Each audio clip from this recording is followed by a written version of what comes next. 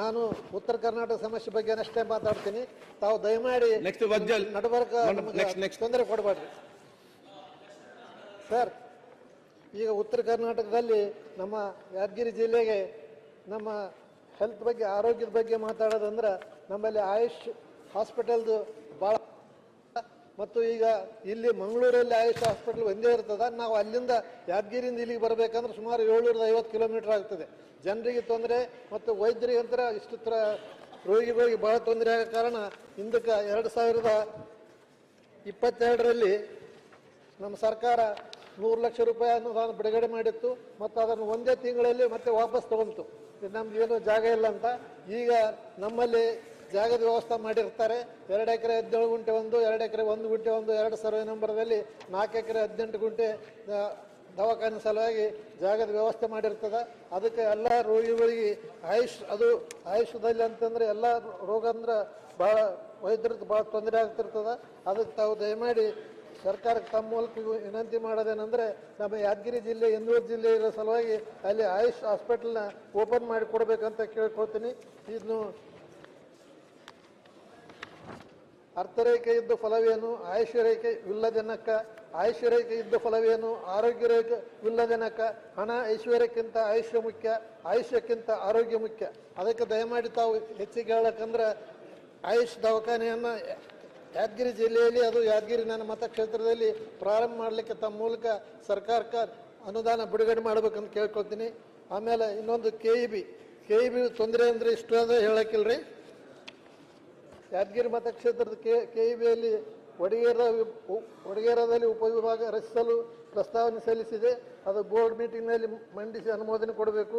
ಈಗೆಲ್ಲ ಕಡೆ ಪ್ರಸ್ತುತ ಇರುವ 33 KV ವಿದ್ಯುತ್ ಉಪಕೇಂದ್ರಗಳಲ್ಲಿ ಅಧಿಕ ವಿದ್ಯುತ್ ಹೊರೆಯಾಗುತ್ತಿದ್ದು 110 ವಿದ್ಯುತ್ ಕೇಂದ್ರ ಉಪಕೇಂದ್ರಗಳನ್ನು ಸ್ಥಾಪಿಸಲು ಪ್ರಸ್ತಾವನೆ ಸಲ್ಲಿಸಲಾಗಿದೆ. ಎಲ್ಲ ಕಡೆ ವಿದ್ಯುತ್ ತಂತಿ ಪೂರ ಹಳೆದಾಗಿರ್ತದೆ, 40 ವರ್ಷ. ಅದಕ್ಕೆ ತಂತಿದು ವ್ಯವಸ್ಥೆ ಮಾಡಬೇಕು. ಮತ್ತು 20,000 TC ಸೇರಿದಂತೆ ಪ್ರತಿಯೊಂದು ಮೊದಲ ಕಾಲದಲ್ಲಿ ಅಕ್ರಮ ಸಕ್ರಮ ಯೋಜನೆಯನ್ನು ಬಂದ್ ಮಾಡಿರುವುದರಿಂದ ಬಡ ರೈತನ ಮೇಲೆ ಪರಿಣಾಮ ಆಗ್ತಿದೆ. ರೈತರು ಸೆಲ್ಫ್ ಎಕ್ಸಿಕ್ಯೂಷನ್ ಯೋಜನೆ ಅಡಿಯಲ್ಲಿ ಪ್ರತಿ ಕಂಬಕ್ಕೆ 20,000 ರೂಪಾಯಿ ಪಾವತಿಸಿದ್ದಾರೆ. ಈ ಹಿಂದೆ 20,000ದಲ್ಲಿ TC ಸೇರಿದಂತೆ ಪ್ರತಿಯೊಂದು ಕೆಲಸವನ್ನು ಮಾಡಲಾಗುತ್ತಿತ್ತು. ಗ್ರಾಮಗಳಲ್ಲಿ ಮತ್ತು ಪಟ್ಟಣದಲ್ಲಿ ಕೆಲವೊಂದು ವಿದ್ಯುತ್ ಪರಿವರ್ತಕಗಳಿಗೆ ಫೈನಾನ್ಸ್ ಇಲ್ಲದ ಪ್ರಯುಕ್ತ ಪ್ರಾಣಿಗಳಿಗೆ ಮತ್ತು ಮನುಷ್ಯರಿಗೆ ವಿದ್ಯುತ್ ಅವಘಡ ಸಂಭವಿಸುವ ಸಾಧ್ಯತೆ ಹೆಚ್ಚಾಗಿದೆ. 4,600 ಕಂಬ, 200 ಕಿಲೋಮೀಟರ್ ತಂತಿ ಎಲ್ಲ ಅವಶ್ಯ ಇರ್ತದೆ. ಈಗ ಯಾದಗಿರಿ, ರಾಯಚೂರು, ಬಳ್ಳಾರಿ, ಶೋರಾಪುರ, ಶಾಪುರಕ್ಕೆ ಲೈನ್ಮೆನ್ಗಳ ಅವಶ್ಯ ಇರ್ತದೆ. ವರ್ಗಾವಣೆ ಮಾಡೋದ್ರಿಂದ ಭಾಳ ತೊಂದರೆ ಆಗ್ತಾ ಇರುತ್ತೆ.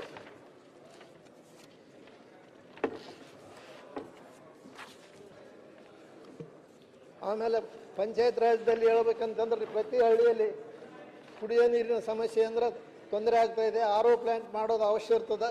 ನಮ್ಮ ಪಂಚಾಯತ್ ರಾಜ್ ಸಚಿವರ ಬಳಿ ಕೇಳ್ಕೊಳ್ಳೋದೇನೆಂದ್ರೆ ಪ್ರತಿ ಊರಿಗೆ SC ಓಣಿಯಲ್ಲಿ ಮತ್ತು ಎಲ್ಲ ಸ್ಕೂಲ್ಗಳಲ್ಲಿ ಮತ್ತು ಎಲ್ಲ ಊರುಗಳಲ್ಲಿ RO ಪ್ಲಾಂಟ್ನ ವ್ಯವಸ್ಥೆ ಮಾಡಿಕೊಟ್ರೆ ಎಲ್ಲ ಜನರಿಗೆ, ಬಡ ಜನರಿಗೆ ಎಲ್ಲರಿಗೂ ಅನುಕೂಲ ಆಗ್ತದೆ. ಇದರಿಂದ ರೋಗ ಕಡಿಮೆ ಆಗ್ತದೆ. ರೋಗ ಹೆಚ್ಚಾಗೋದು ಬಂದಾಗೋದು ಮಾಡಬೇಕು. ಮತ್ತು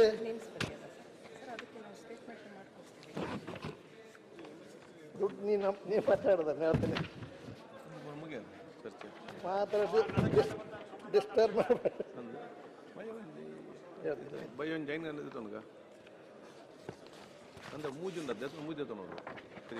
ನೀರಾವರಿಯಲ್ಲಿ ಎಲ್ಲ ನಮ್ಮ ಟೇಲೆಂಟ್ಗೆ ಸುಮಾರು 15-20 ಅಡಿಗೆ ಇನ್ನೂ ನೀರು ಮುಟ್ತಾ ಇಲ್ಲ.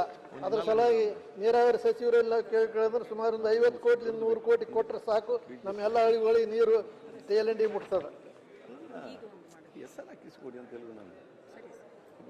ನನಗೆ ನಡ್ಬರಕ್ಕೆ ಅಡ್ಡು ಬರಬೇಡ್ರಿ.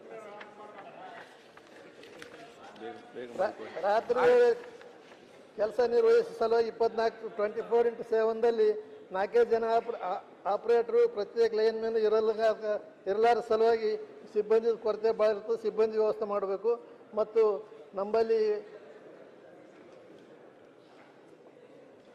ಈಗಾಗಲೇ ಶೋರಾಪುರ ವಿಭಾಗ ಚಾಲನೆಯಲ್ಲಿ ಒಂದು ಬಂದು ನನ್ನ ಮತಕ್ಷೇತ್ರದ ವಡಗೇರಿ ತಾಲೂಕಿನ ಜನ TC ಮತ್ತು ಇನ್ನಿತರ ದಿನನಿತ್ಯದ ವಿದ್ಯುತ್ ಸಾಮಗ್ರಿಗಳನ್ನು ಜಸ್ಕಾಂನಿಂದ ತರಲು 70 ಕಿಲೋಮೀಟರ್ ದೂರ ಹೋಗಿ ಬರಲು ತುಂಬ ಅನಾನುಕೂಲ ಆಗ್ತದೆ.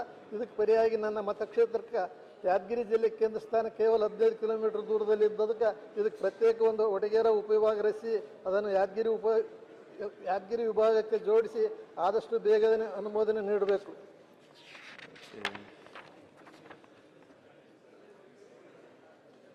ಸಬ್ಸ್ಟೇಷನ್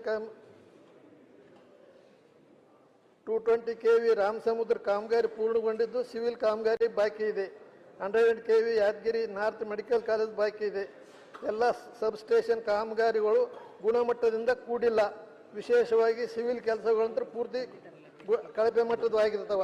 ಅದನ್ನ ಯಾವುದೇ ಆಗಲಿ ಉದ್ಘಾಟನೆ ಮಾಡಬೇಕಾದ್ರೆ ಶಾಸಕರ ಗಮನದಲ್ಲಿ ತರಬೇಕು. ಎಲ್ಲ ಅಧಿಕಾರಿಗಳು ಶಾಸಕರ ಗಮನದಲ್ಲಿ ತರಲಾರದೆ ಕಳಪೆ ಕಾಮಗಾರಿ ಇದ್ರೂ ಅದನ್ನೆಲ್ಲ ಉದ್ಘಾಟನೆ ಮಾಡಿ ಕಾರ್ಯ ನಡೆಸ್ತಾ ಇರ್ತಾರೆ. ಅದನ್ನ ಸರ್ಕಾರಕ್ಕೆ ತಮ್ಮ ಮೂಲಕ ನಾನು ತಿಳಿಸಿ ಇಷ್ಟಪಡಿಸ್ತೀನಿ.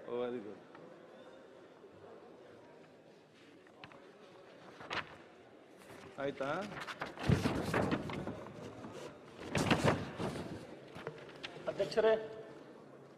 ಅಧ್ಯಕ್ಷರೇ ತಾವು ಮಾತಾಡಲು ಅವಕಾಶ ಮಾಡಿಕೊಟ್ಟದ್ದಕ್ಕೆ ಧನ್ಯವಾದ ಸರ್. ಓಕೆ.